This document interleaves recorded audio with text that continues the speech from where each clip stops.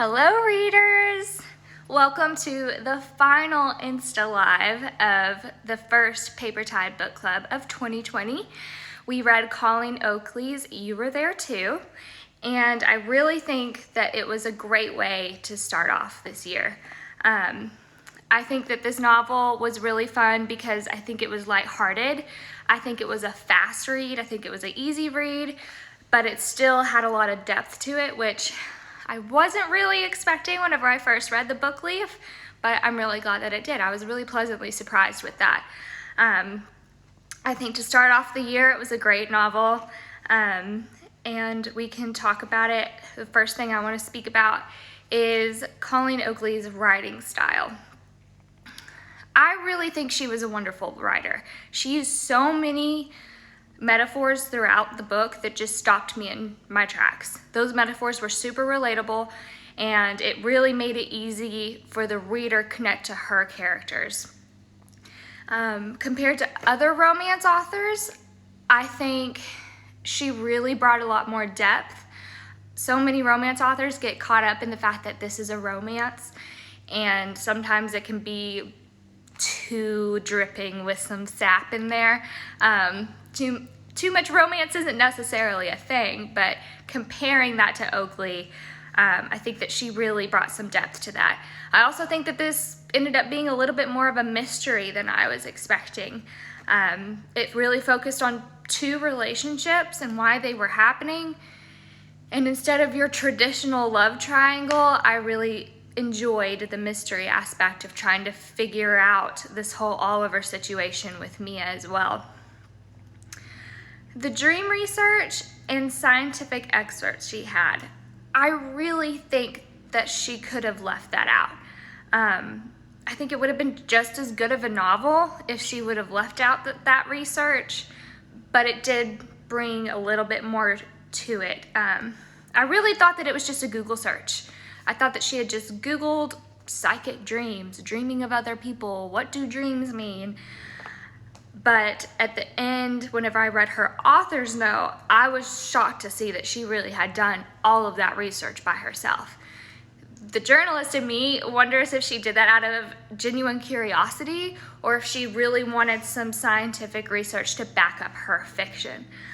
Either way, I think it brought a different feel to the book, and I think it gave readers a little bit more to contemplate.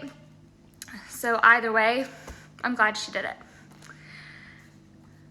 I thought I had a pretty good idea where this ending was headed. When Oliver's sister Caroline goes to the hospital because of indigestion of her pregnancy, the chapter ended with her looking at her sonogram, wondering if she even wanted to be a mother. I thought that Isaac the psychic's prediction of he give you baby was going to end up with Oliver rearranging this adoption of Caroline's baby and giving it to Mia. I thought that that's how he give you baby was going to come in. But no, I completely forgot about the shooting at the very beginning. How silly of me. How did I do that? Maggie thought the same thing? Now, I really thought that that's how these things were gonna end up. Let's talk about that ending. That ending. I feel weird giving spoilers away even though we've all read this novel. I'm just not that kind of person to put that out on the internet in case someone watches this who hasn't read the book. But when Caroline tells Oliver at the Christmas parade that she bought that old carousel, my heart sank. I immediately connected the carousel, the dreaming, with the shooting. It just really filled me with anxiety, and things moved really quickly.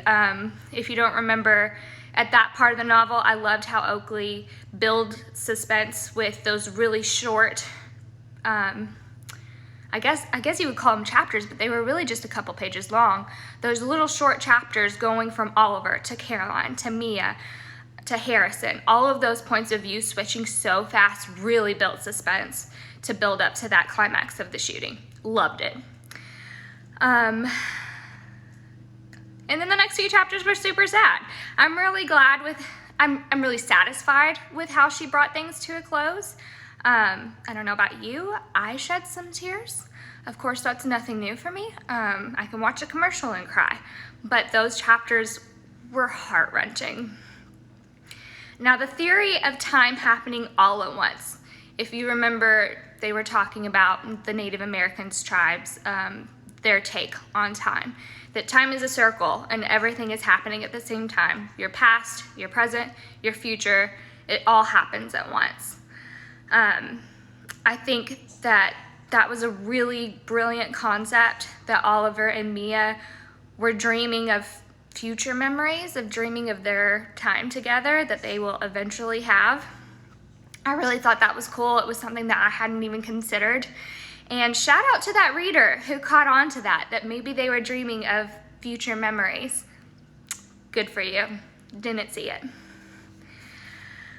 Overall, I truly thought that this was going to be a sappy romance novel. You know, dreaming of this mystery man your entire life and then you see him. That's a pretty good plot for a really romantic novel. But I think what we truly ended up reading was a different kind of romance, just about the ebbs and flows of a relationship. You know, Harrison and Mia are struggling to conceive. Harrison is also grieving a patient. Both of these situations rocked them to their core. And while I wanted some steamy romance scenes, we were truly just reading the everyday life of a couple who are facing, for better or for worse, situations. Completely different type of romance than what I thought that we were getting into. But I really think that it ended up having much more grit, a little bit more life lessons. I mean, what do you think? Do you agree that it was a romance, or do you agree that it was a little more mystery, modern day take on a romance novel? Let me know. So now we're gonna read a couple of questions at the back of the book. There were some reader's questions at the very back, a little reader's guide for us. I picked 2 questions that I really like. So I'm gonna read the question, and then while I'm answering it, you can answer in the comments about what you think. So the first one is number 9. Ooh. On their mini vacation to New Jersey, Mia describes marriage as being like her television from childhood. The connection gets loose sometimes, even to the point where you think it might not work anymore, but then something jars it and the wires slip back into place exactly where they belong, lighting up the screen and bringing the sound. Everything working as it should. Did that strike you as an accurate description of marriage? Now, I talked about this last Instagram Live that I truly loved that metaphor, because I do think it is an accurate description of marriage, let alone any relationship, friendship, mother-daughter relationship, and marriage. I think that there's moments where life gets in the way and kind of knocks you for a staticky turn, and then things go back to normal. I think all of us can kind of deal with that in life, where we get fuzzy, we get tired, we get cranky, we get off, we deal with mental health, but then we work on it, whether that be working on yourself or working with your partner or whomever in this relationship. Things go back into place and you get back into that rhythm with one another. I think it just kind of takes something to remind you of it, if you will. So let me know how you feel about that metaphor. I loved that metaphor. And then number 14, after talking to Rhea, Mia drives back to Hope Springs and makes her decision about who she wants to be with. Were you surprised by her choice? Whenever I make my reading guide, I literally just do it by chapters. I just go, let's read 5 or 6 chapters per week, and then I split it up. I did not mean to leave us on such a cliffhanger. I left us at the end of a reading section not knowing who she chose. It just ended with her leaving Rhea's house. I'm sorry about that. I apologize. I don't know about you. I read ahead because I was like, I can't wait to know. I read that chapter. And I really don't know if I was surprised.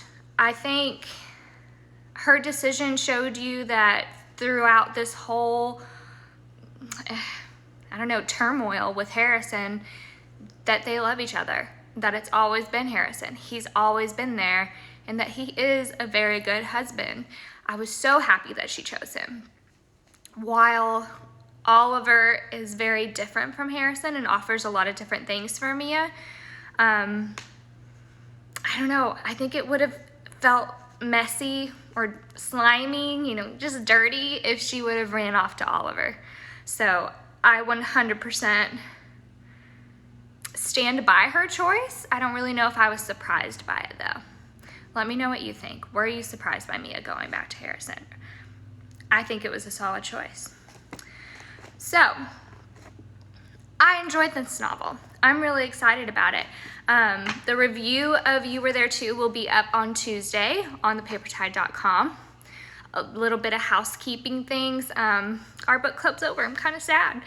But our next book club will be in April. In March, I will email you our choices to vote on for April's book club pick. So make sure that you keep an eye on your email. If you haven't subscribed, make sure that you subscribe to the Paper Tide so that you get those emails. You can vote on the next book. I'm also working on your March new release book guide. There's a couple of books that I'm excited about.